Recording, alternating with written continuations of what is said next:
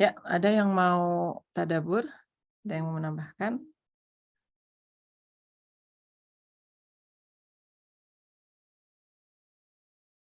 Kalau nggak ada, kita mulai ya. Bismillahirrahmanirrahim. Assalamualaikum warahmatullahi wabarakatuh. Hari ini kita akan membahas tentang, korban ya, bukan pelaku ya, dan mungkin relate banget sama, kita hari ini, baik kita di posisi apapun gitu ya. Mungkin kita di posisi pekerjaan gitu ya, atau kita jadi di rumah gitu ya, ketika menikah rasanya ada banyak banget yang saya korbankan gitu kan ya, lebih dari pasangan saya dan rasanya saya banyak banget gitu berkorban untuk pernikahan ini gitu ya. Kemudian setelah punya anak gitu ya, waduh lebih banyak lagi gitu ya yang, lebih banyak lagi yang, saya korbankan gitu ya.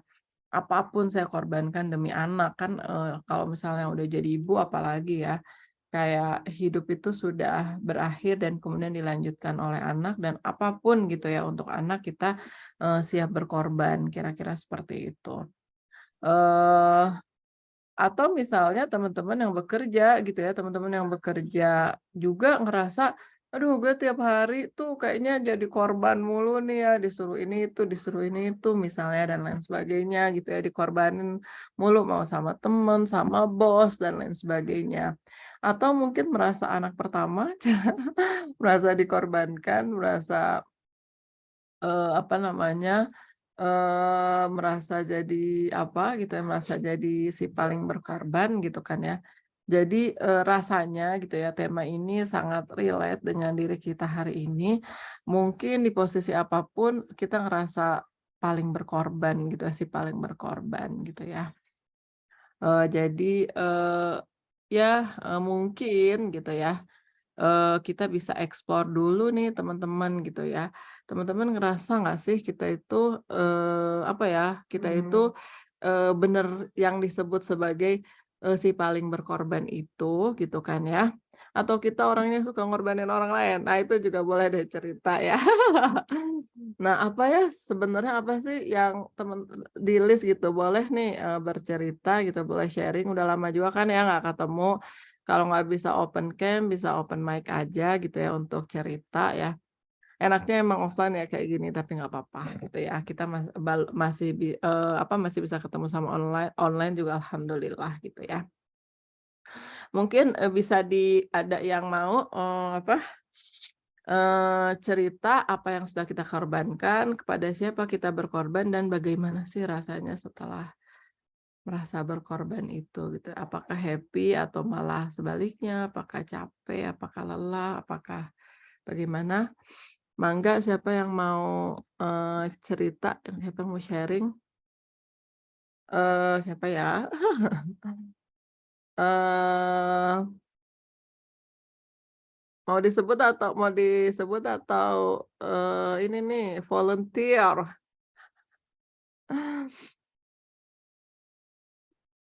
Siapa yang lagi standby ya? Saya pengen dengar suaranya Mbak Ninta nih, Ninta. Kira-kira bisa nggak nih sharing? Absen aja ya.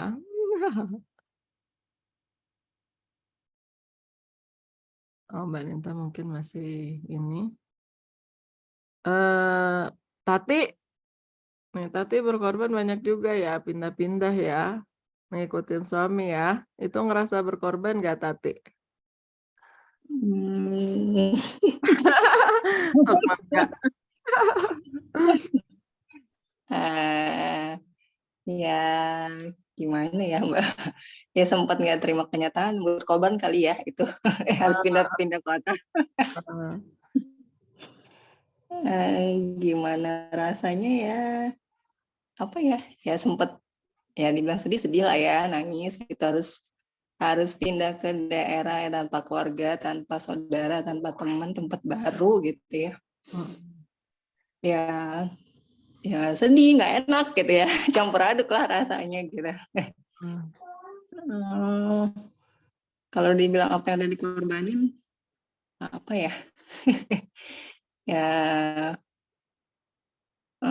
yang paling kerasa sih waktu pindah ke Aceh ya. Mhm. Karena kan dulu sebelumnya aku sebelum pindah ke Aceh itu, bisa dibilang punya bisnis ya, gitu. Mmm.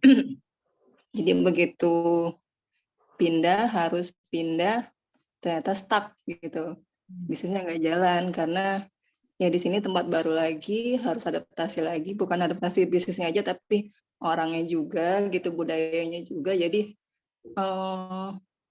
gimana ya?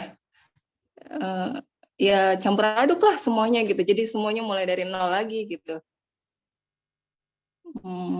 Apalagi ya kalau kepada siapa nggak nggak pas juga sih dibilang kalau ke keluarga ya, itu kan bagian dari apa ya, yang namanya udah nikah, udah emang harusnya ya. Karena nggak mungkin LDM juga gitu, pertimbangannya banyak gitu, apalagi ada anak gitu. Jadi ya udahlah, belajar, bukan nggak bersyukur ya Mbak, belajar belajar nerima kenyataan lah gitu. Maksudnya mungkin rencananya kita A, tapi Allah punya rencana yang lain yang lebih baik gitu. Jadi Mbak. Alhamdulillah, Masya Allah, Barakallahu fiik. Terima kasih banyak ya, Tati sharing-nya. Sama-sama Sekarang Mbak. Dela nih, Dela. Kalau Dela misalnya, "Aku nggak ngerasa berkorban, aku senang pindah negara," atau kayak gitu, Del. Apakah Dela lagi standby? Ini lagi di mana nih? Lagi di Jakarta apa lagi di Singapura nih? Assalamualaikum, lagi Waalaikumsalam dikit wabarakatuh. lagi.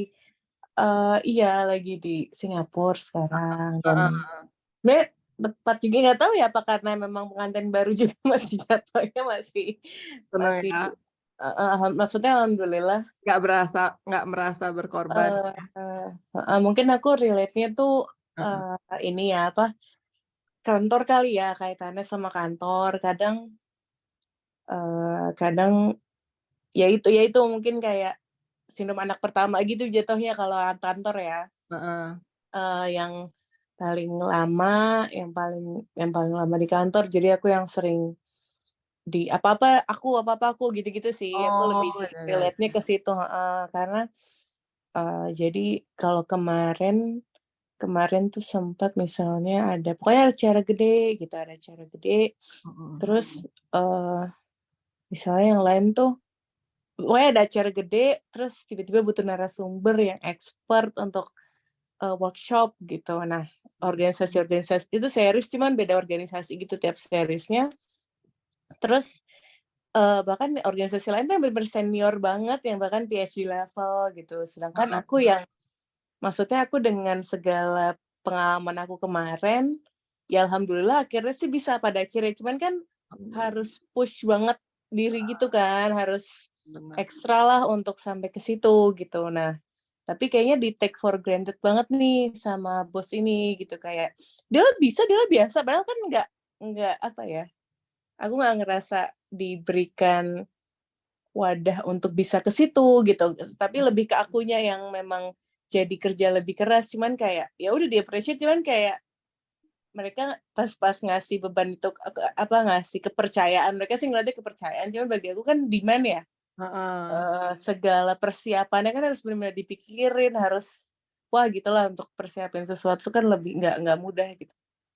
Mungkin itu sih berkorbannya dan kemarin itu bahkan, mungkin aku pernah cerita, pokoknya pada akhirnya kemarin tuh, ya sempet di puncak di minggu puncaknya, oh, bahkan ketika jadi narasumbernya, itu tuh aku alhamdulillah diberi amanah isi.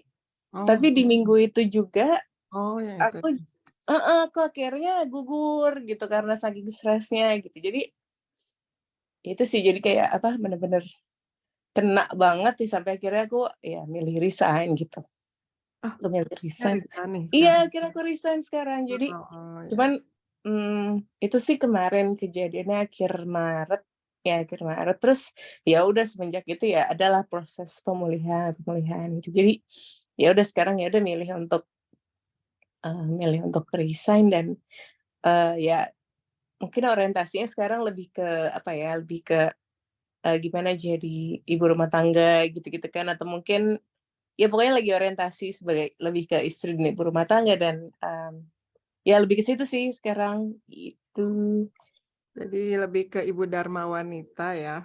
Gitu kan. Ibu-ibu istri gitu, cuman Iya iya iya ibu-ibu iya. istri pun tuh ternyata harus hati-hati juga gitu karena kan kaitannya sama kantor ya. Hmm. Jadi bener-bener hati-hati gitu kalau ngobrol, karena BUMN tahu sendiri gitu. Oh Jadi ya benar benar benar. jadi kadang aku juga alhamdulillah di sini ada teman-teman mungkin teman lama, dari sekolah, ada kajian yang apa, komunitas muslim Singapura juga ada kajian kayak Oh, gini juga gitu. alhamdulillah. Jadi Heeh heeh. jadi alhamdulillah juga jadi adalah teman yang, nggak yang terkait sama kantor suami ada sih, cuman ya itu masih banyak penyesuaian lebih ke situ. Cuman aku sih kalau kaitannya sama keluarga, alhamdulillah lebih ke banyak bersyukurnya sih, lebih ke yang kemarin itu aja lebih, ke kaitannya kantor, cuman ya udah solusinya ya udah nggak, ya insyaallah bisa fokus ke ini dulu gitu, keluarga dulu gitu, lebih hidup sehat dulu tanpa tekanan yang Ini buat apa apa gitu. itu dulu Gitu. refreshing ya. Gitu sih, ya bismillah bisa alokasi waktu sesuai sesuai yang baik, amin. Amin. Begitu. Alhamdulillah. Terima kasih banyak Dela sharing. Sama-sama. Kangen juga. Eh, Iya. kalau Feby satu lagi nih lagi standby nggak nih Feby? Dia korbannya banyak juga nih ya. Ini lagi ngantuk-ngantuk kali. Bagaimana kabar? Assalamualaikum. Waalaikumsalam. Kabar London? Gimana kabar London? Kalau London nggak tahu Mbak Tia, soalnya aku di Bournemouth. Salah ya, aduh. Ya, boleh cerita, boleh curhat, Feby. Bismillahirrahmanirrahim. Aku tadi agak mikir keras juga sih, apa ya yang udah aku korbanin.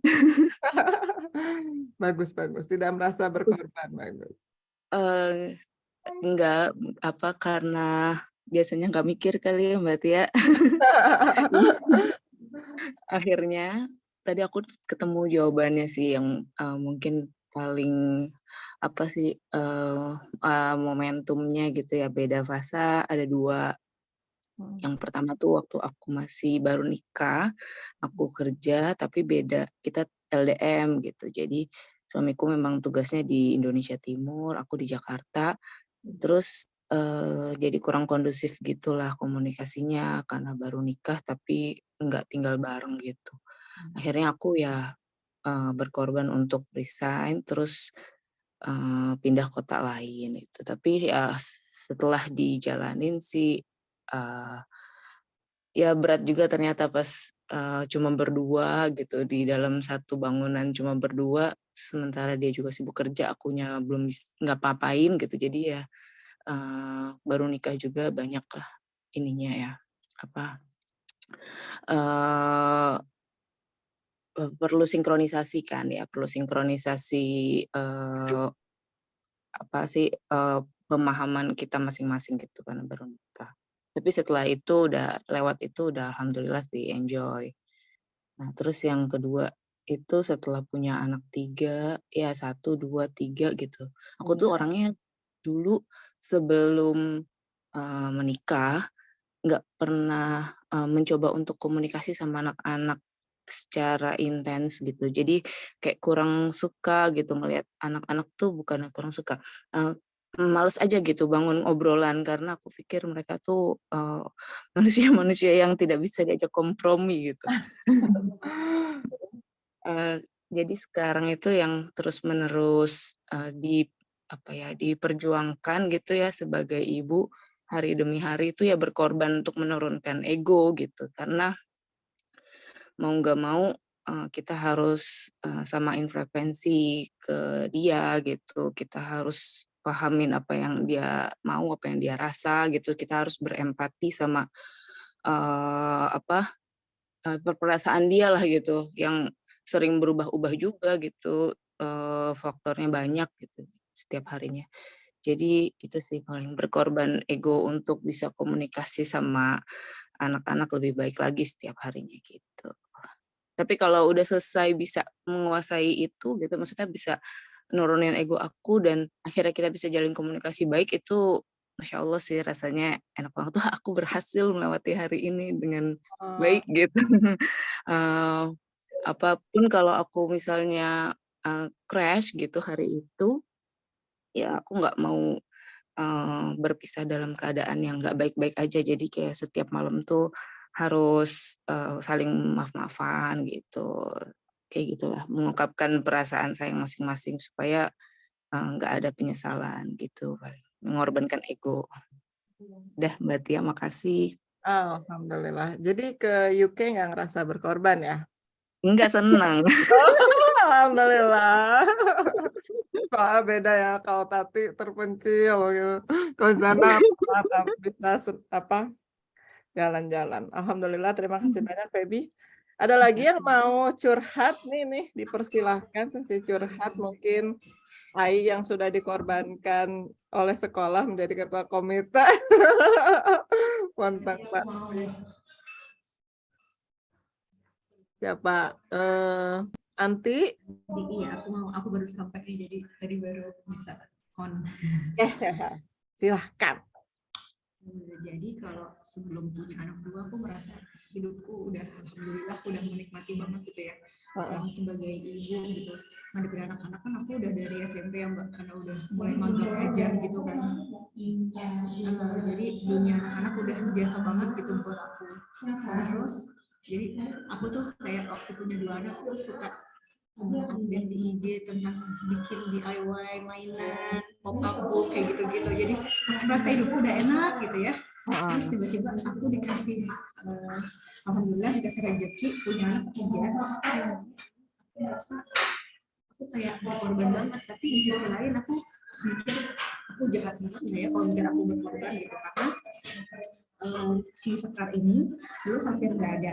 Jadi aku divonis hamil di luar kandungan, yang mana harus dikuret.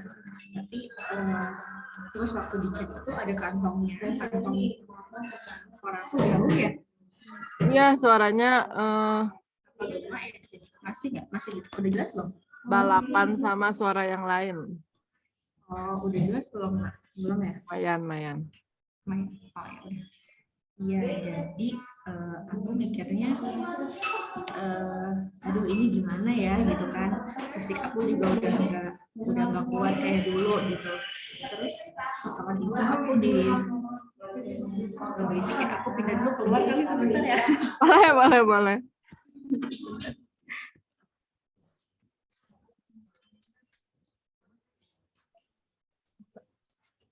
Di sini udah mendingan belum suaranya? Mending. Ah, ya. Ya, jadi aku kan divonis hamil di luar kandungan. Terus pas dicek itu ada kantong janinnya, tapi janinnya nggak ada Mbak. Jadi aku harus dikuret. Tapi aku sama suami mikir gini, coba tunggu deh dok 2 minggu gitu kan. Masya Allah, dalam 2 minggu ternyata ada tuh si Sekar. Masya Allah. Akhirnya jadi kuret. Terus di usia ke 6 bulan kalau nggak salah ya, itu aku divonis placenta previa, jadi kan harus sesar. Nah, tapi dokternya bilang ini masih sebagian, masih bisa keluar normal. Di hari H aku lahiran, itu harusnya bisa keluar normal. Ternyata aku pendarahan, jadi hitungannya kayak malpraktek sih. Jadi aku itu cek dalam ya Mbak ya, dicek dalam sebelum waktunya sama bidan, sementara dokternya ada di tempat lain, lagi ada tindakan. Dokternya tuh marah-marah, katanya ini bisa bahaya banget. Itu aku langsung pendarahan sampai darahnya ke kepala semuanya, itu HB aku tinggal 6. Ya, terus aku udah gelap banget, aku masih dibentak sama bidannya bilang, "Ibu, jangan tidur, bukan tidur nih, saya gelap banget, udah nggak kuat." Aku dengar suara orang bilang situ ini sesar gitu ya, ini bisa nggak ada nih ibunya, cepet-cepet. Aku udah nggak ada tenaga banget gitu ya. Terus udah lahiran Sekar, alhamdulillah selamat. Pas Sekar umur 6 bulan aku didiagnosa radang panggul. Terus ya aku pengen nangis, Mbak, maaf. Nah, terus sejak itu aku merasa badanku udah nggak fit lagi, udah nggak kayak dulu. Aku nggak bisa capek. Kalau aku capek tuh aku pasti sakit di bagian panggul. Jadi panggul aku itu ada cairan gitu loh, Mbak. Karena waktu sesar itu keambil sebagian sedikit dinding rahimnya, dan dinding rahimnya itu membentuk cekungan. Di cekungan itu ada cairannya, itu namanya radang panggul gitu. Nah, terus aku merasa, ya ampun, apa aku harus berkorban sejauh ini ya sampai mau punya anak aja gitu. Dan sejak itu aku jadi kayak trauma gitu, nggak mau punya anak lagi, kayak udahlah berhenti aja sampai di sini punya anak gitu ya. Dan suami aku bilang, anak itu kan rezeki, kita nggak tahu nanti mungkin kalau kamu dikasih hamil lagi kondisinya akan berbeda. Tapi itu bikin trauma banget. Makanya kalau ada orang bilang kan belum punya cowok, anti gitu, aku bilang nggak mau, aku udah sampai di sini aja. Itu aku apa ya, Mbak, merasa jahat nggak sih, Mbak, kalau aku merasa aku berkorban dia sejauh ini gitu. Udah, Mbak, gitu aja ya. Aduh, aku maaf jadi nangis. Aduh, kalau ketemu pelukan kita ya. Masya Allah, terima kasih banyak Anti sharingnya ya. Aku juga jadi kayak terikut nih. Ada lagi yang mau surhat? Atau dicukupkan dulu ya. Jadi Masya Allah ya, kita jadi apa tuh namanya, perempuan, terus kemudian menepaki. Nanti kalau ada yang masih pengen curhat, monggo ya, langsung aja bilang sama aku ya. Apa tuh namanya, mentapaki fase-fase kehidupan, misalnya dari gadis, terus kemudian menikah, dan kemudian punya anak, itu kayak fase-fase pengorbanan yang tiada hentinya gitu ya, tiada putusnya gitu ya. Semoga Allah apa ya, mengaruniakan hadiah ya yang sangat besar terhadap apa yang sudah kita korbankan itu, dan insya Allah semuanya nggak sia-sia. Duh, pertemuan perdana jadi ini ya, jadi mellow. Nah, jadi apa ya, mudah-mudahan ini bisa melegakan hati teman-teman yang ngerasa sangat berkorban ya selama ini, bahwa apa tuh namanya, di Quran surat Ar-Ra'd ayat 24 gitu ya. Nanti kita ketika masuk surga itu, para malaikat akan menyambut kita gitu ya, akan menyambut kita dengan kalimat ini teman-teman. Salamun alaikum bima sobartum. Jadi apa tuh namanya? Salamun alaikum bima sobartum.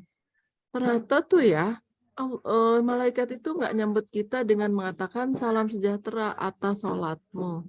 Kamu kesini, kamu masuk surga gara-gara sholat. Kamu masuk surga gara-gara sedekah. Kamu masuk surga gara-gara ibadah-ibadah yang lain gitu. Apa tuh namanya? Tapi malaikat itu menyambut kita ketika kita di surga itu dengan menyambut kita dengan ucapan Assalamualaikum bima sabartum. Jadi ternyata yang dimention jadi satu kata gitu ya, satu kata apa tuh namanya, dari semua yang sudah kita lakukan di dunia ini, dari semua amal kebaikan yang kita lakukan gitu ya di dunia ini, yang Allah, siapa yang lagi apa tuh namanya, dari semua yang sudah kita lakukan amal kebajikan di dunia ini, yang di highlight sama malaikat, yang disebut sama malaikat, apa sih penyebab kita masuk surga itu adalah sabar. Jadi makanya namanya selamat sejahtera atasmu karena kesabaran. Terus dilanjutkan, maka alangkah nikmatnya tempat kesudahan itu. Jadi apa yang kita lakukan di dunia ini adalah kita sedang menabung. Di mana? Di celengan kesabaran.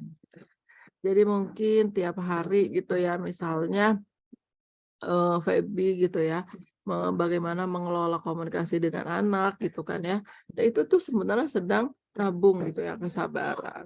Apa tuh namanya Della tadi misalnya ternyata pernah sempat keguguran, tenang saja gitu ya. Ada tabungan kesabaran yang sudah insya Allah ya, celengan kesabaran itu akan kita pecahkan nanti di surga gitu ya. Tati gitu yang udah bercerita gimana rasanya gitu ya mengorbankan bisnis dan lain sebagainya untuk ikut suami ke Aceh dan lain sebagainya, dan kemudian Anti, Masya Allah gitu ya. Waktu pertemuan terakhir kita sebenarnya Anti udah sempat cerita ya yang gimana proses kelahiran itu, dan yang di sini lebih ini lagi Anti gitu ya, lebih Masya Allah lagi gitu ya betapa berkorbannya kita gitu ya ketika hamil dan sampai melahirkan sedemikian rupa gitu ya, dan itu kayak udah mau gitu ya ngorbanin nyawa rasanya gitu ya ketika melahirkan gitu kan ya. Dan kita sedang mempersiapkan gitu ya, sedang nabung di celengan itu gitu ya. Kapan dibukanya celengan itu?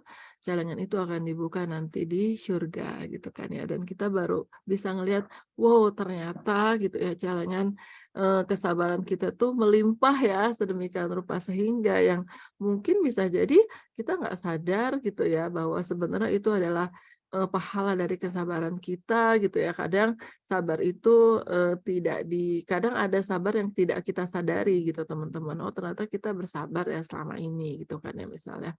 Atau ada ujian yang tidak kita sadari misalnya dan lain sebagainya. Dan ternyata nanti kita akan buka gitu ya celengan kesabaran kita tuh di surga, dan memang malaikat akan menyambut kita dengan ucapan salamun alaikum bima sabartum. Masya Allah ya. Jadi insya Allah tidak sia-sia apa yang sudah kita korbankan selama ini.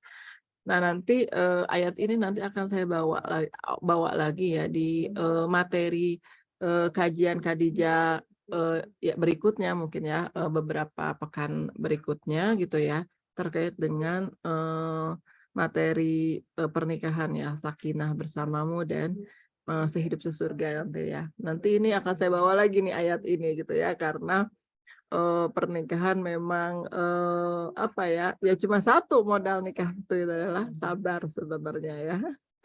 Seperti itu.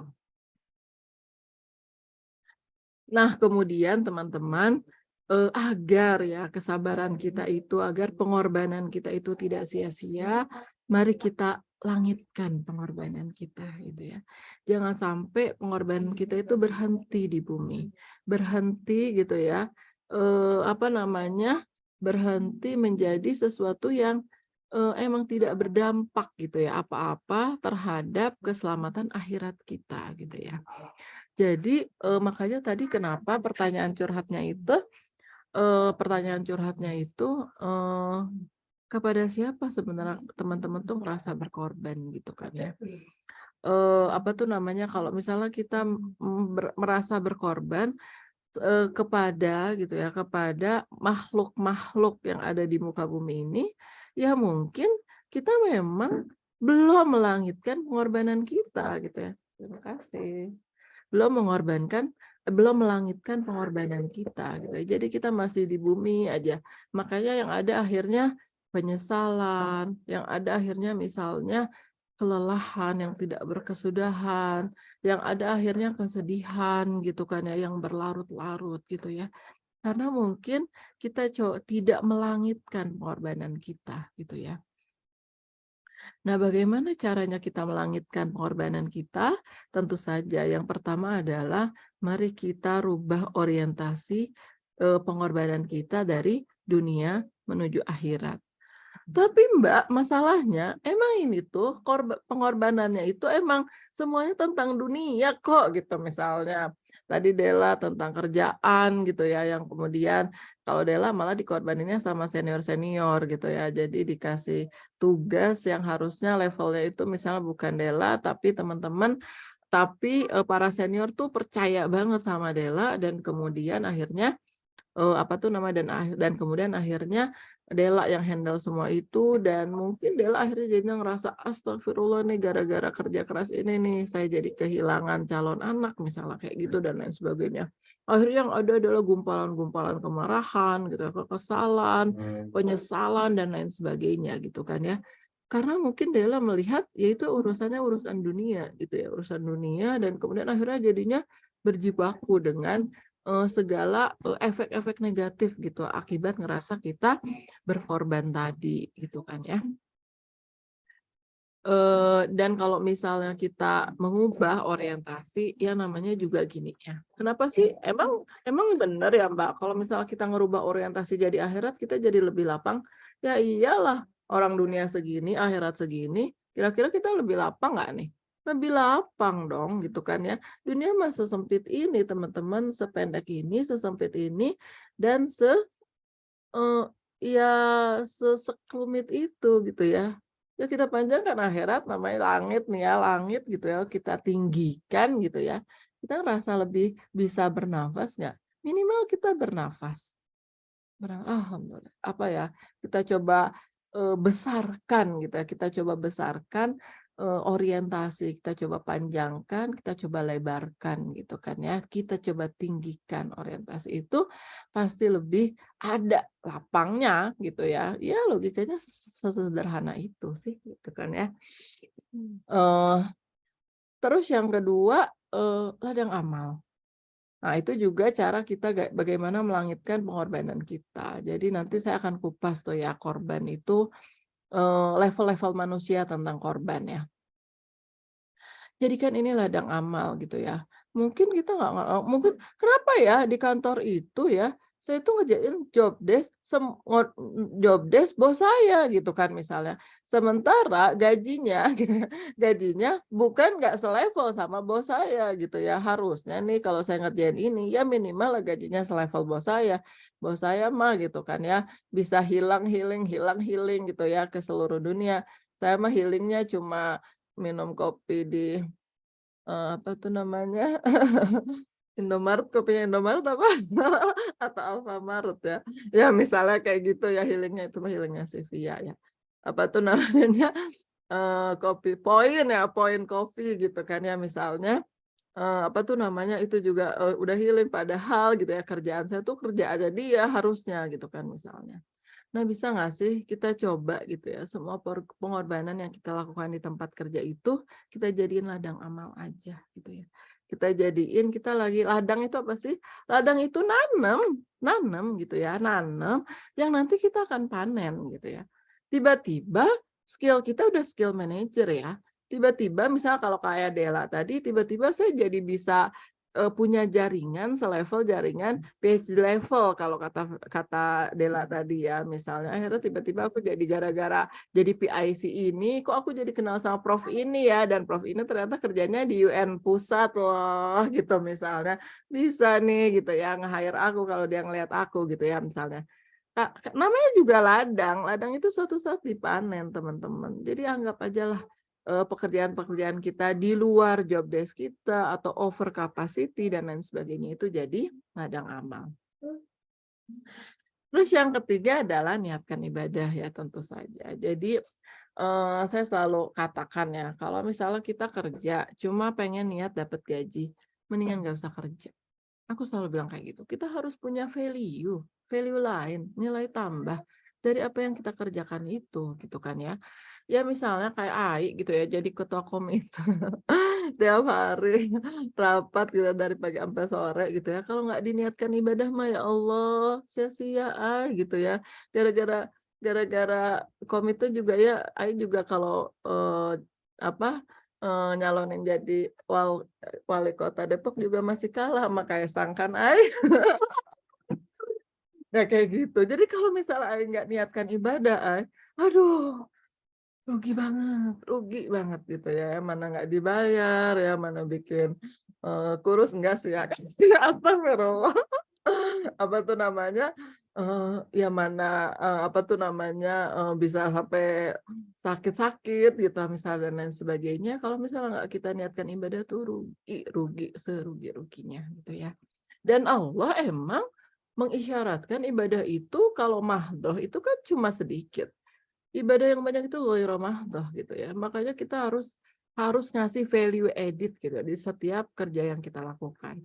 Jadi kalau saya dulu ngasih ini ya, ngasih insight ke Ratna tuh ya.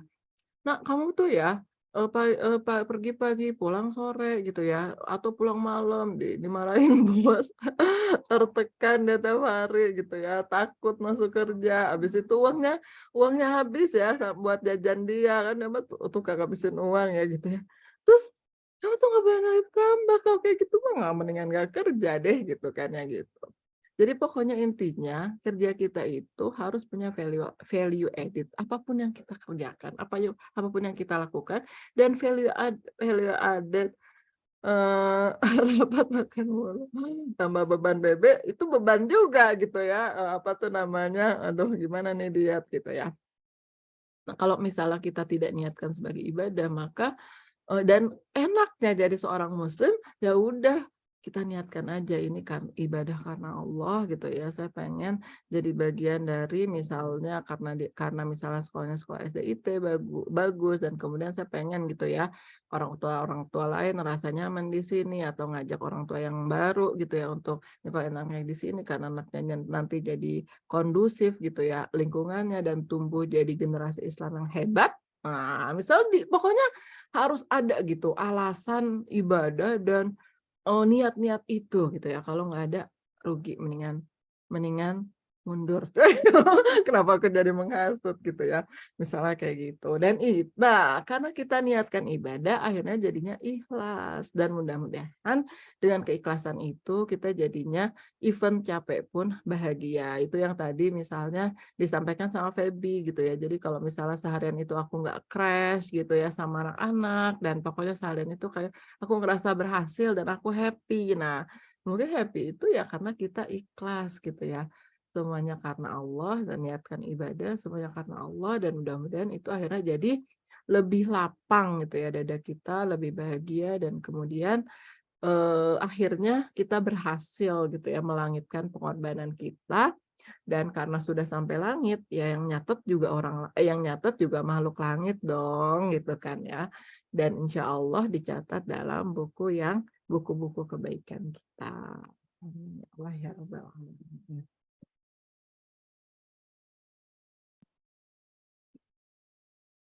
Nah, selanjutnya adalah mari kita ubah mindset kita gitu ya. Dari kesabaran jadi kesyukuran gitu kan ya. Jadi misalnya kayak apa tuh namanya tadi Tati gitu ya. Sedih dan lain sebagainya harus ikut suami. Mungkin gitu kan ya. Repotnya kita ikut suami itu lebih tidak repot dibanding misalnya teman-teman seusia Tati yang misalnya belum menikah gitu misalnya gitu kan ya. Jadi tetap aja gitu ya di fase kehidupan kita yang korban ini gitu kan ya, ada syukur yang harus kita syukuri berlipat-lipat.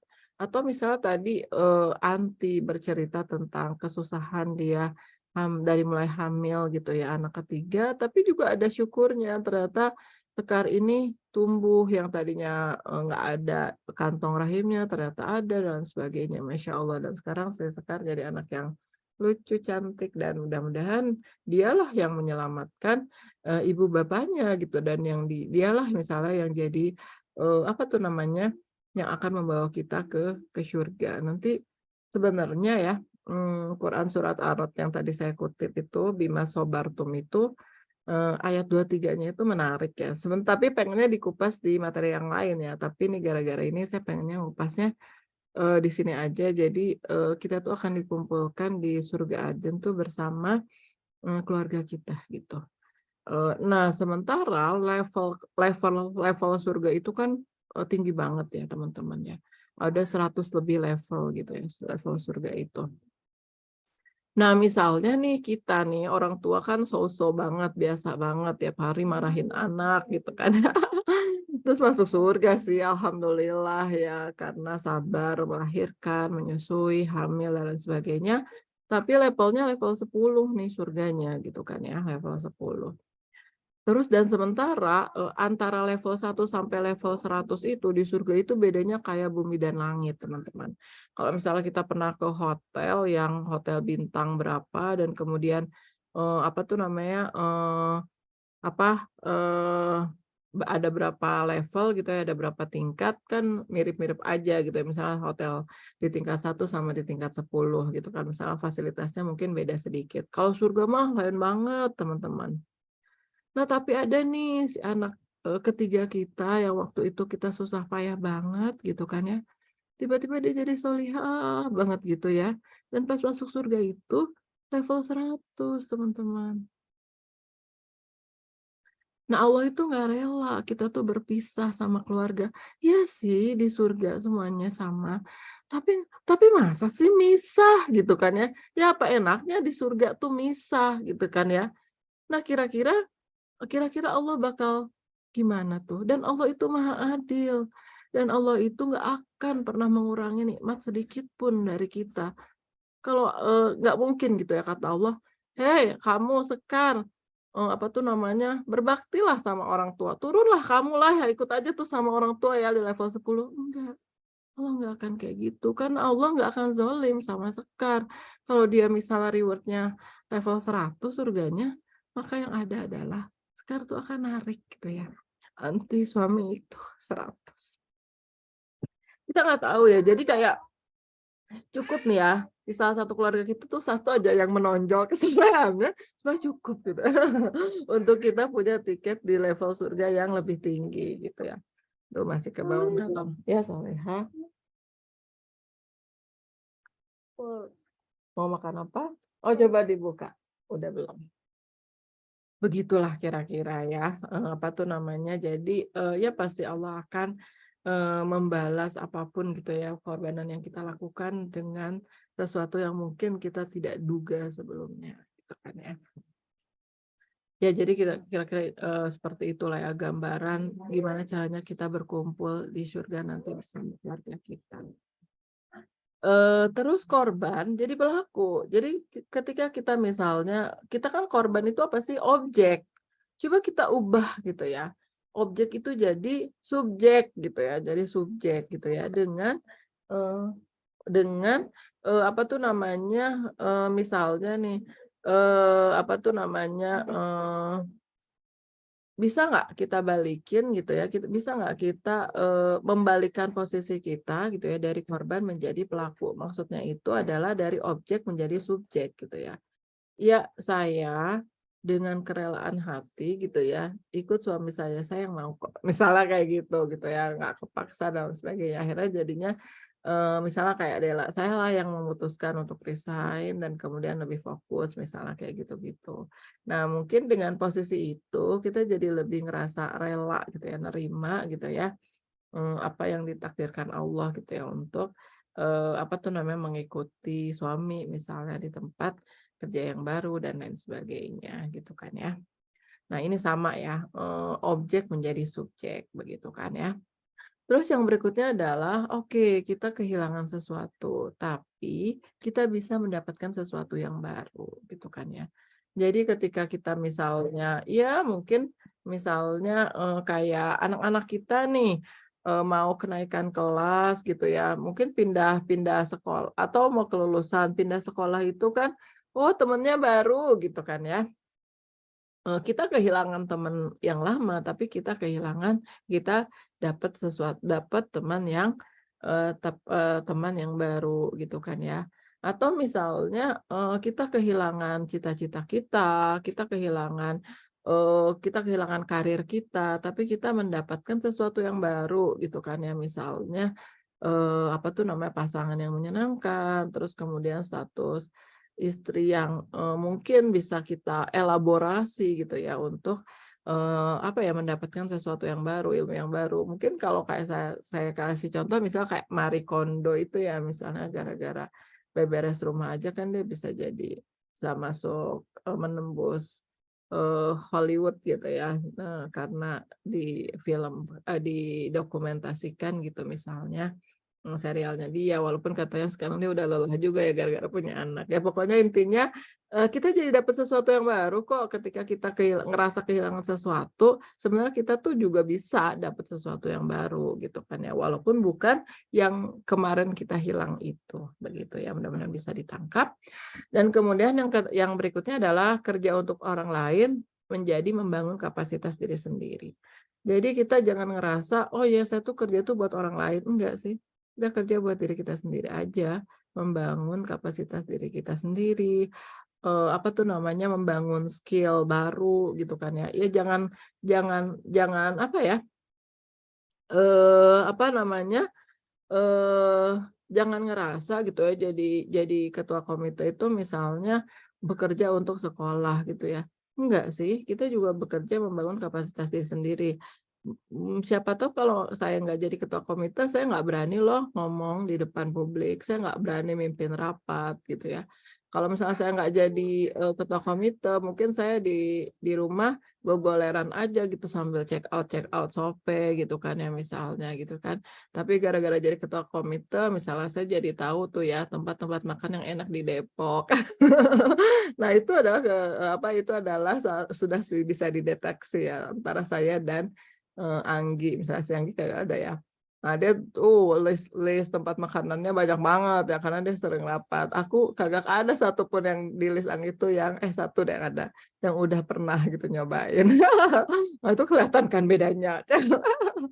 Ya kayak gitu. Jadi, ya pokoknya, ke aku aja, jadiin kita tuh jadi subjek gitu ya. Oh ya kalau misalnya aku nggak jadi ini, aku nggak punya kesempatan nih untuk, begini, begitu, begini, begini, dan ternyata itu cocok banget untuk membangun kapasitas diri sendiri.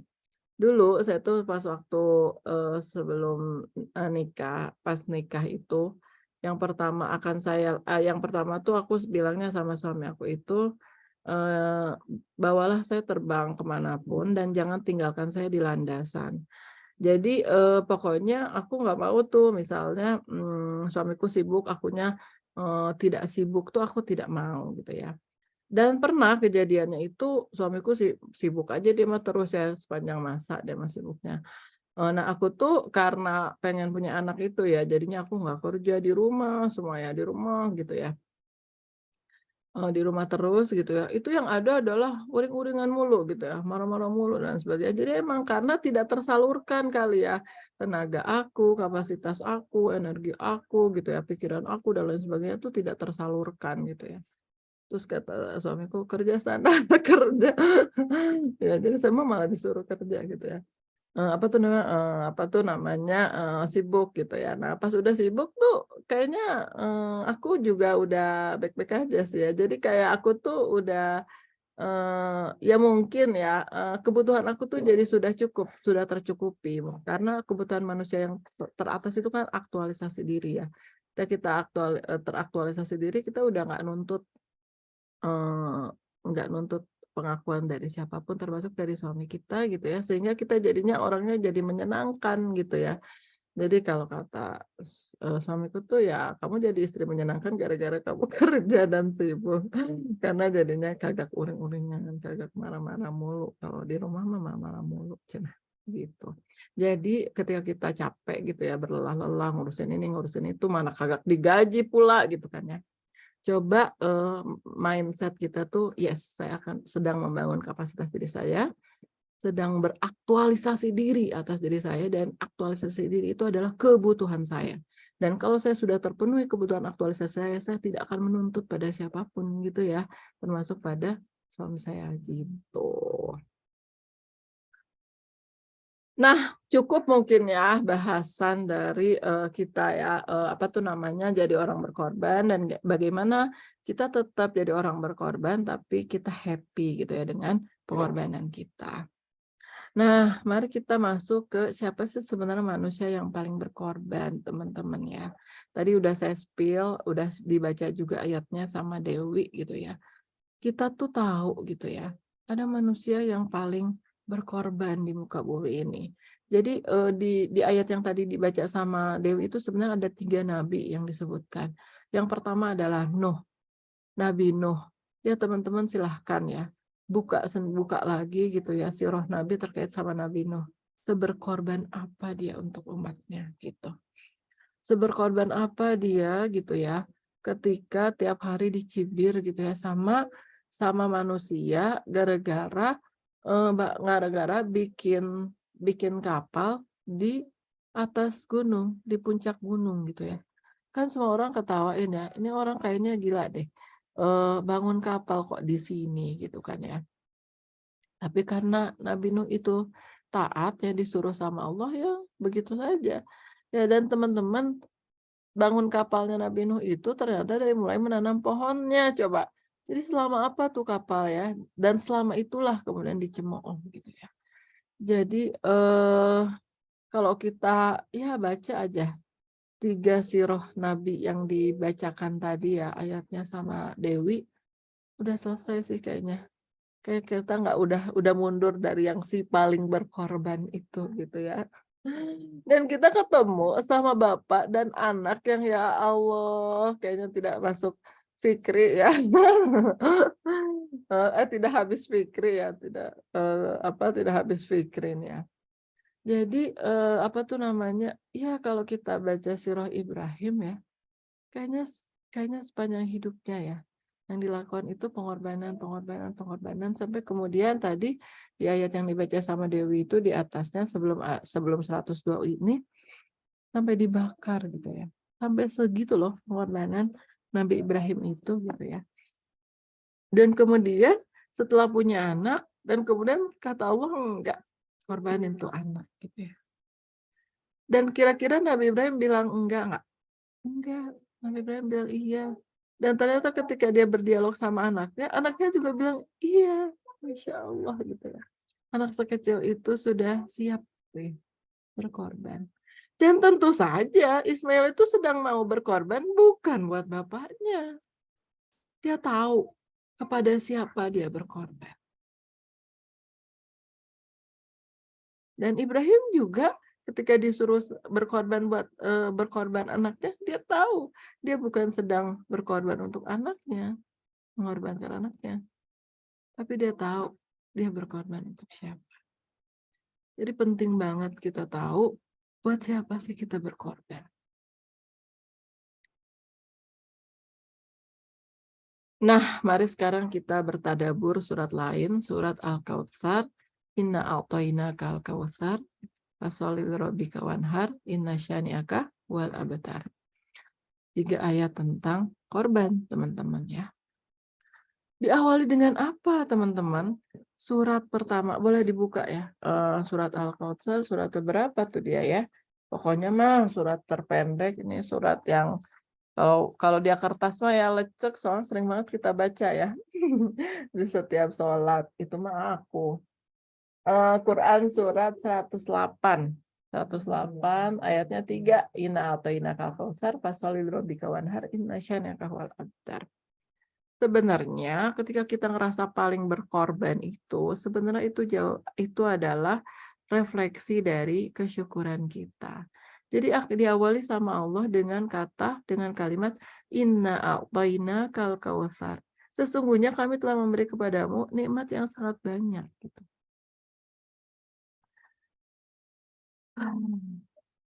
Ya kan, ketika udah punya anak tuh rasanya pengorbanannya banyak banget ya teman-teman ya gitu ya. Kayaknya saya pernah tuh ngabisin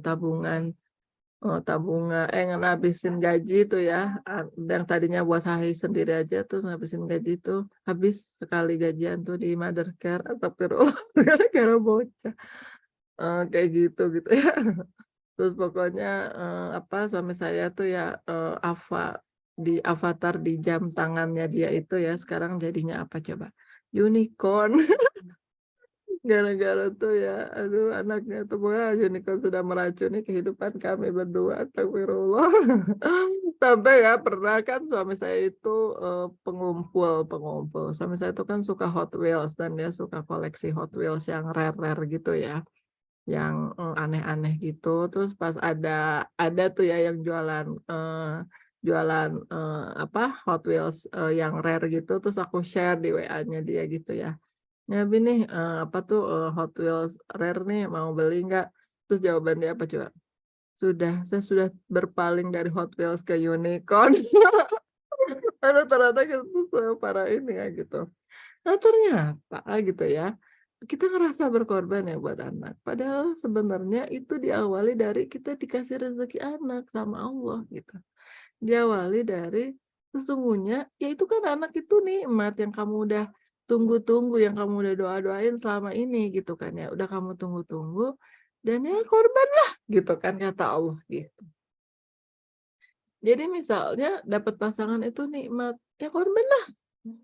Dapat anak tuh nikmat, ya korbanlah gitu. Istilahnya kayak gitu. Jadi kayak kata Allah, ya sebenarnya salah satu apa ya namanya, salah satu konsekuensi dari nikmat itu ya korban gitu. Kayak gitu ya teman-teman. Ya dari kita pasti banyak yang rasain, yang udah yang kerja punya gaji yang sangat banyak, terus kemudian karir yang sangat tinggi dan kemudian memutuskan untuk resign. Aku berkorban buat anakku, misalnya kayak gitu kan ya. Tapi kan emang sebelumnya Allah ngasih rezeki anak itu, gitu kan ya. Jadi mungkin itu korban itu ya salah satu konsekuensi aja dari rezeki yang telah Allah berikan kepada kita, begitu. Nah, dari ayat 1 ini, Inna a'toinakal kautsar ini, sudah berapa banyak nikmat yang kita rasakan selama hidup ini, teman-teman. Mari kita refleksi gitu ya. Nikmat, kita list gitu nikmat. Nah, nanti sebandingnya kira-kira sama pengorbanan kita gitu kan. Begitu kira-kira. Terus kemudian Allah mengatakan fasoli lirabbika wanhar, maka laksanakanlah sholat dan berkorbanlah kata Allah.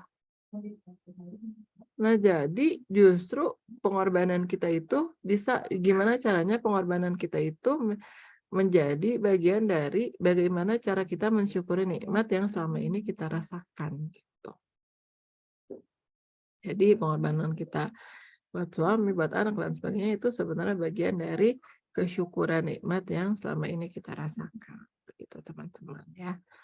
Wah, ini dalam juga nih ya tadabbur surat Al-Kautsar ini gitu ya. Nih, saya mau ngupas lebih dalam ya. Jadi apa tuh namanya Kautsar itu ya, itu adalah kebaikan yang banyak. Jadi bukan cuma jadi kebaikan yang banyak ya kalau ke nabi ya nabi Allah ngangkat nabi jadi nabi itu adalah kebaikan yang banyak. Maka setelah jadi nabi korban semuanya, harus berkorban segalanya gitu ya karena Allah sudah menganugerahkan kenabian kepada nabi gitu kan ya.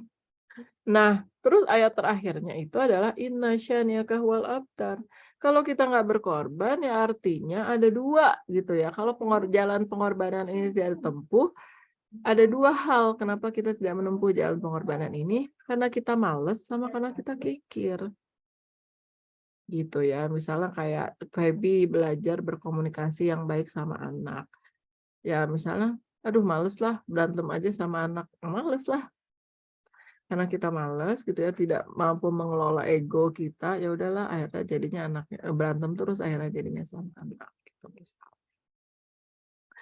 Atau karena kita kikir gitu ya, kita nggak mau berkorban sedikit pun, misalnya kikir ilmu, kikir pokoknya kan orang-orang yang suka ngorbanin orang lain kan bakhil banget tuh ya, kikir banget dan lain sebagainya. Gitu.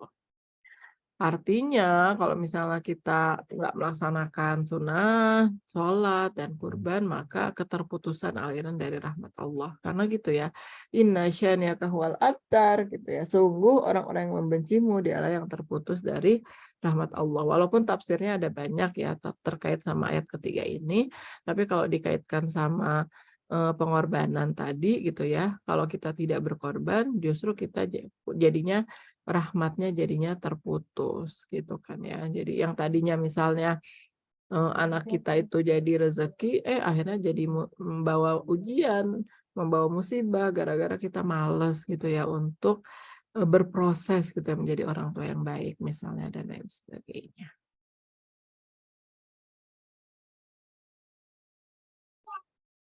Nah, ini dia teman-teman ya, tingkatan-tingkatan pengorbanan. Yang pertama adalah mengorbankan sesama. Nah, ini tingkatan-tingkatan jenis manusia. Ada orang yang bukan berkorban, tapi dia hobinya ngorbanin orang gitu kan ya. Nah, misalnya pokoknya dia tuh hobinya tuh nunjuk orang, ngorbanin orang, oh pokoknya ngambil ngambil yang bukan haknya dan lain sebagainya. Itu namanya bukan si paling berkorban, tapi si paling mengorbankan orang. Berarti posisinya kezaliman yang mengantarkan pada zulumat. Innalillahi wa inna ilaihi raji'un ya. Zulumat itu adalah keterputusan dari rahmat Allah atau kegelapan gitu ya. Jadi di mana aliran nur ilahi dan rahmatnya terputus gitu ya. Jadi ada tuh, ada nggak sih di kita gitu ya sehari-hari kita ngelihat misalnya apa di lingkungan gitu. Ada tipe-tipe orang yang kayak gini ya. Hobinya ngorbanin sesama gitu ya, justru ngorbanin. Misalnya kayak mungkin teman-teman pernah ya sempat viral gitu ya, ada tetangga yang malah ngeblok jalan atau bangun bangunan di mana gitu kan, bangun bangunan di tempat yang pokoknya jadi ngeblok tetangganya gitu kalau nggak salah. Pokoknya ada ya Allah kok ada orang segitunya ya gitu kan misalnya. Itu kan berarti itu bukan haknya tapi dia bangun sesuatu di ininya di tempat orang lain gitu. Itu kan zalim, namanya mengorbankan sesama. Terus posisi di atasnya adalah EGP, membiarkan. Mau gue jadi nggak mau lah gue lebih berkorban, ya udah cuekin aja gitu. Itu namanya EGP, membiarkan. Namanya al-khudlan. Biarinlah tuh acara berantakan aja lah gitu kan, misalnya kayak gitu. Itu juga nggak boleh gitu ya. Sikap abai membiarkan sehingga orang lain celaka. Meskipun bersifat pasif, tapi sesungguhnya termasuk kejahatan juga kepada sesama. Jadi saya tuh kan anak Twitter ya, banyak banget update trending itu di Twitter. Baru-baru ini di Twitter tuh lagi rame ya kasus LGBT gitu ya. Terus kemudian ada anak gitu, ada seorang adik yang curhat gitu minta minta netizen untuk ngasih saran. Saran dong, kasih saran dong ke gue gitu kan ya. Ini kemarin gue mergokin ngeliat WA-nya kakak gue gitu ya. Laki-laki kok WA-nya itu malah mesra-mesra gitu sama laki-laki yang lain gitu kan ya. Sama temennya gitu kan. Aduh gue takut nih gitu ya. Gimana cara negur kakak kalau ngomong sama orang tua nggak mungkin karena orang tua pasti sakit hati banget dan nggak nyangka malah yang disangka bohong gue gitu kan ya. Karena kakak gue ini terkenal soleh, baik dan lain sebagainya. Tapi gue yakin banget tuh kakak gue tuh udah udah ini LGBT gitu kan kata si anak ini gitu ya, curhat di medsos nih, ada curhat di medsos minta tolong netizen untuk ngasih saran. Terus kemudian beberapa netizen kan ngatain, aduh kenapa sih lo ngurusin urusan orang lain gitu ya, ya udah biarin aja gitu ya, ya kakak lo kan milih orientasi ya sesuai haknya dia gitu kan. Ada tuh netizen yang komen kayak gitu. Terus kemudian, ditempelin lagi sama netizen yang lain gitu ya. Jangan jangan jangan jangan jangan jangan kayak gini," gitu kan ya. "Gue soalnya termasuk orang yang acuh dan kemudian gue, menyesal hari ini." Jadi dia itu ini, orang lain lagi gitu ya, dia itu punya pengalaman, dia itu tahu ayahnya itu gay gitu ya, dan dia nggak cerita sama ibunya. Kalau ayahnya tuh gay, dia tuh dan menyesal kenapa, karena saat ini ibunya HIV. Dan dia tuh kayak sekarang nyesel banget padahal dia tahu gitu ya, kerusakan ayahnya gitu, tapi dia EGP, bodo amat gitu ya. Dan ternyata bodo amat itu yang bikin dia menyesal hari ini karena ibunya hari ini udah parah banget gitu ya HIV-nya atau lupa deh udah meninggal atau lagi berat banget gitu ya. Tapi ternyata ke-EGP-an kita itu bisa berdampak loh gitu ya kepada orang yang kita sayangi. Walaupun kita kayaknya pasif ya gitu ya, tapi sebenarnya itu juga jahat gitu ya. Ketika kita membiarkan kemaksiatan itu terjadi di lingkungan kita dan kita bodo amat gitu. Ternyata kayak gitu gitu ya. Itulah diskusi singkat yang ada ternyata jadi orang EGP itu nggak boleh juga. Terus yang ketiga adalah posisinya insaf atau fairness gitu ya. Jadi berbuat sewajarnya. Oh ya kalau gue kerja gaji segini ya berarti wajarnya seginilah apa yang bisa kita lakukan untuk perusahaan gitu misalnya kayak gitu. Jadi menunaikan atau menggugurkan kewajiban agar terhindar dari kezaliman. Boleh, jadi meski positif tapi tidak dikedepankan dengan hati. Jadi nama fairness ya, pokoknya lu kasih segini, gue kasih segini, sama lah, deal gitu kan ya. Dan yang terakhir, posisi terakhir itu emang posisi tadhiyah, teman-teman, posisi berkorban gitu ya. Misalnya kalau di kampus kita jadi ketua panitia, kita yang paling berkorban waktu, mungkin harta, mungkin energi, mungkin pikiran dan lain sebagainya. Justru orang yang berkorban itulah yang dinilai lebih sama Allah, teman-teman, gitu kan ya. Itu nama ihsan. Tsummattaqwa wa ahsanu gitu ya. Jadi bertakwa itu harus ihsan, bertakwa itu harus benar-benar ya, kalau bahasanya sholat itu ya sholat itu bukan cuma sholat doang, tapi misalnya kita lihat kita di sholatnya di awal waktu, terus kemudian dijaga kehusyuannya, itu yang namanya berkorban. Itu yang namanya, jadi kita benar-benar total gitu ya, benar-benar apa tuh namanya, yang namanya berkorban itu dia ngasih lebih dari apa yang dia perintahkan atau misalnya yang dia jalani gitu kan ya. Jadi tentu saja dasarnya, nah kalau yang berkorban itu dasarnya ya rela emang, jadinya dia nggak setengah hati dan bentuk keihsanan gitu kan ya. Wallahu yuhibbul muhsinin, dan Allah memang mencintai orang-orang yang berkorban dan berbuat ihsan. Gitu. Nah, ini masih terkait sama tafsir Quran surat tafsir terkait surat Al-Kautsar ya. Nah, udhiyah di Al-Kautsar itu disimbolkan ya, ditafsirkan dengan binatang kurban. Nah, ini juga sekalian ngingetin kita sebentar lagi Idul Adha ya. Dan salah satu simbolisasi pengorbanan kita itu adalah menyembelih hewan kurban, teman-teman, gitu kan ya. Jadi ini juga sekalian ngingetin kita untuk ya setidaknya setelah limpahan rezeki yang Allah kasih ke kita, setidaknya kita berkorbanlah hewan korban gitu ya. Atas rasa syukur yang telah Allah nikmat yang telah Allah berikan kepada kita selama ini, gitu kan ya.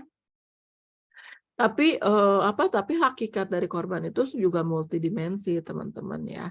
Apa tuh namanya, ya itu tadi bisa kita sandarkan ke pekerjaan kita dan peran kita sehari-hari yang memang membutuhkan pengorbanan tadi, begitu ya. Apa tuh namanya, dan sebenarnya ikrar seorang muslim itu ya bertakarub kepada Rabb dengan mengatakan inna sholati wa nusuki wa mahyaya wa mamati lillahi rabbil alamin. Nah, lagi-lagi nih pertanyaannya adalah sebenarnya selama ini kita berkorban buat siapa sih? Kalau kita berkorban cuma buat anak, cuma buat suami, cuma buat orang tua, cuma berkorban buat pekerjaan, buat sekolah, buat kampus, mendingan nggak usah aja gitu. Capek hasilnya. Tapi mari kita orientasinya, sementara sekarang kita nanya nih, sudah belum kita berkorban untuk Allah? Dan sebenarnya hakikat berkorban itu ya cuma buat Allah gitu. Karena kalau kita ngerasa berkorban nih buat anak gitu ya, kecewa kok. Kecewa. Ya Allah, si bocah ya udah aku kerjain PR-nya. Besoknya dia kagak dibawa bukunya. Gemes gitu kan ya. Pokoknya ya, aku begadang-gadang nih ya bikin prakarya nih buat dibawa. Kagak dibawa sama si bocah gitu kan ya. Rasanya pengen kucek-kucek gitu kan ya misalnya. Jadi since kita ngerasa berkorban buat manusia, kita kecewa, teman-teman. Dan khawatirnya kalau kita ngerasa berkorban kita jadi nuntut. Nih gue korban nih, balikin gitu ya. Jadi nanti tiba-tiba kita jadi orang tua ya, yang jangan nikah dulu sebelum berbakti sama orang tua, cewek. Soalnya kalau udah nikah cewek, nanti berbaktinya sama istrinya, cewek. Apalagi misalnya anak-anak kita cowok-cowok gitu. Waduh, kita ngerasa memiliki dan kita udah berkorban banyak loh buat lo gitu ya. Terus sama suami kita jadi nuntut banyak. Gue kayak gini karena lo ya. Misalnya kayak gitu. Jadinya kayak gitu mulu gitu kan ya. Apa tuh namanya, kita jadinya nuntut, orang tuh ngebales apa yang sudah kita korbanin. Nah, jangan sampai kita jadi orang tua kayak gitu. Nanti ke anak kita, oh minta ini, minta itu. Sama mama, mama catat ya. Kamu tuh waktu itu udah itu, iyalah dirupiahin pula ya, aduh. Rupiah lagi ya. Salah kayak gitu. Justru yang harus kita ini kan, sebenarnya kita sudah belum berkorban untuk Allah. Nah, jika kita menjadi ayahanda Ibrahim, Ismail mana yang sudah kita korbankan atau yang akan kita korbankan? Pada momen apa kita mencoba menyelisihi syaitan berkali-kali sebagaimana ayahanda Ibrahim menepis bisikan setan atas usaha yang kita jalani untuk perintah Allah. Saat kita mau berkorban gitu ya, misalnya nih mau Idul Adha, saya mau korban insya Allah gitu ya.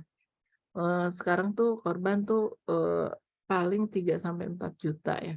Tapi nanti setan bisikin, 3 juta itu ya, bisa loh buat DP rumah, tetanggaan sama Raffi Ahmad loh ya. Tinggal bayar sisanya tinggal berapa miliar lagi. Kayak gitu ya. Apa tuh namanya, 3 juta itu bisa loh buat, tambah-tambah nanti nambahin, apa namanya, iPhone terbaru gitu ya. 3 juta tuh sayang tahu buat ini nih anak mau sekolah gitu ya. Misalnya anak kan sekolah nanti masuk sekolah bayar apa, mahal banget, SDIT ya Allah termahal ya misalnya kayak gitu ya. Ada aja gitu ya godaan kita untuk ngeluarin uang. Makanya kenapa beda nih ya kurban sama zakat fitrah. Zakat fitrah itu kan cuma 60.000 mungkin 50.000 kan kita gampang yang ngeluarinnya. Makanya kurban itu namanya korban. Bisa karena kita kehilangan 4 juta itu kerasa. Ya nggak sih? Mungkin 4 juta itu adalah uang kita makan sebulan gitu misalnya. Kita korbanin buat beli hewan kurban gitu misalnya. Emang rasa berkorban nggak? Rasa berkorban. Mungkin gara-gara setelah kita beli kambing 4 juta mungkin kita puasa sebulan gitu. Harus kerasa. Korbannya tuh emang harus kerasa. Mungkin gara-gara ini kita ngasih 4 juta mungkin ya kita emang pas waktu milih lagi war Coldplay gitu ya, kita lebih milih hewan kurban dibanding war Coldplay gitu. Kita berkorban kan nggak nonton Ricky Martin. Kok jadi Ricky Martin? Ya pokoknya ada lo tuh plesetan kayak gitu ya, Chris Martin ya loh. Jadi kalau generasi saya 80-an tuh di plesetannya jadi Ricky Martin. Kayak gitu ya. Nah, banyak godaan ya ketika kita berkorban gitu ya, berkorban. Seperti itu gitu ya. Terus mari kita renungi berapa kali kita memenangi Allah dalam pilihan hidup ini dan berapa kali kita tertipu lagi oleh bisikan semu yang merasuki hati. Pernah nggak kita ngerasa menang gitu ya? Kita bisa ngorbanin banyak hal dan kita memenangkan Allah gitu ya. Dari setiap pengorbanan yang kita lakukan. Ya, balik lagi pertanyaannya, sudah nggak sih? Sudah belum kita berkorban untuk Allah? Ini dalil-dalil kurban ya teman-teman, mungkin di antara bentuk ya ibadah kita berkorban karena Allah memang kurban gitu ya, hewan kurban gitu ya, menyembelih hewan kurban dan ini adalah dalil dari kurban itu sendiri gitu. Dan emang apa sih maknanya kurban? Kenapa sih kita harus berkorban? Biar kita dekat sama Allah. Karena selama ini kita ada jarak sama Allah. Jaraknya bisa jadi orang ketiganya di antara kita sama Allah tuh bisa jadi suami, bisa jadi anak, bisa jadi harta, bisa jadi pekerjaan. Kalau kita korbanin nih, kita dekat lagi kan sama Allah. Nah, kira-kira kayak gitu. Kenapa kita harus berkorban? Supaya kita dekat sama Allah, gitu kan ya. Karena bentuk cara tertinggi mendekatkan diri kepada Allah ya kita korbanin. Kita hilangkan barrier-barrier yang merusak hubungan kita sama Allah, kira-kira kayak gitu. Jadi dalam nih ya. Nah, ini juga ada ayat yang serem nih ya, jika bapak-bapak, anak-anak, saudara-saudara, istri-istri, kaum keluarga, harta kekayaan yang kamu usahakan, perniagaan yang kamu khawatiri kerugiannya, dan tempat tinggal yang kamu sukai lebih kamu cintai dari Allah dan Rasul-Nya, dan berjihad di jalan Allah, maka tunggulah sampai Allah mendatangkan keputusannya. Ya kalau tadi kata Tati ya udah berkorban bisnis gitu ya buat menjadi istri yang mendampingi suaminya, dan itu adalah memang ini dari ibadah ibadah ya kepada Allah gitu ya, bersama suami, terus itu juga sesuai dengan sunnah Nabi, ya artinya kita memilih Allah daripada misalnya perniagaan yang kita khawatiri kerugiannya, gitu. Dan rela berkorban ini adalah sama dengan kekuatan iman, teman-teman. Ya, jadi kalau misalnya kita rela berkorban untuk sabar ya, membersamai anak kita, ya ketika kita mudah sekali sabar, sebenarnya kita lagi kuat emang imannya, ya kan? Nah, misalnya kita males nih ya berkorban buat ngorbanin waktu buat kajian Khadijah, ya bisa aja nih kita cek aja nih iman kita nih. Iman kita lagi gimana nih gitu ya. Ketika kita ngerasa susah banget berkorban buat apapun, silahkan cek iman kita. Gitu. Jadi duduk di majelis ilmu ini adalah recharge iman yang di-recharge mempengaruhi amal, dan modal amal adalah iman yang kuat itu tidak banyak excuse saat beramal. Dan mengapa lesu dalam beramal? Karena imannya sedang lemah.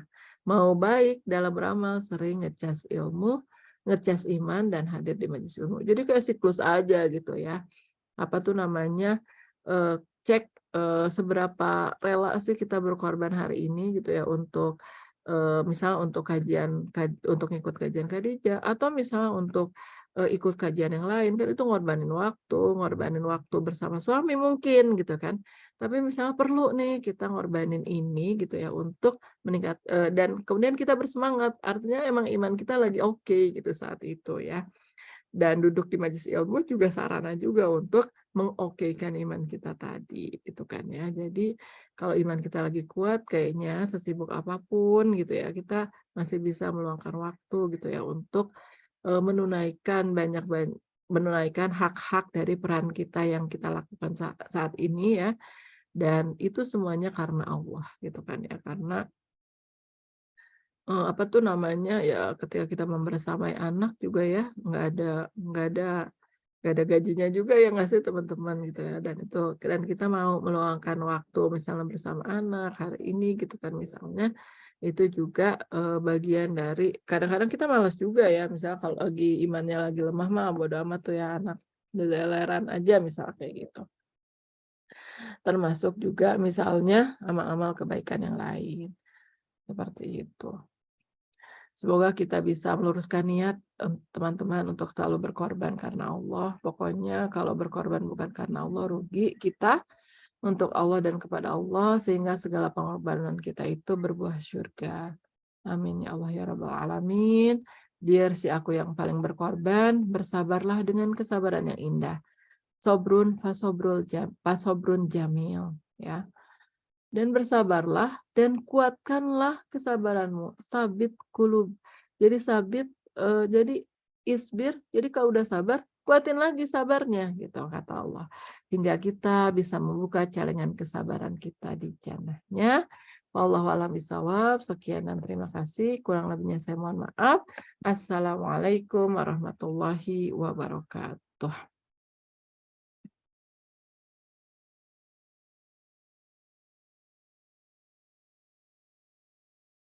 Alhamdulillahirrabbilalamin. Cukup ya materi kita hari ini. Mungkin teman-teman ada yang mau sharing lagi atau bagaimana?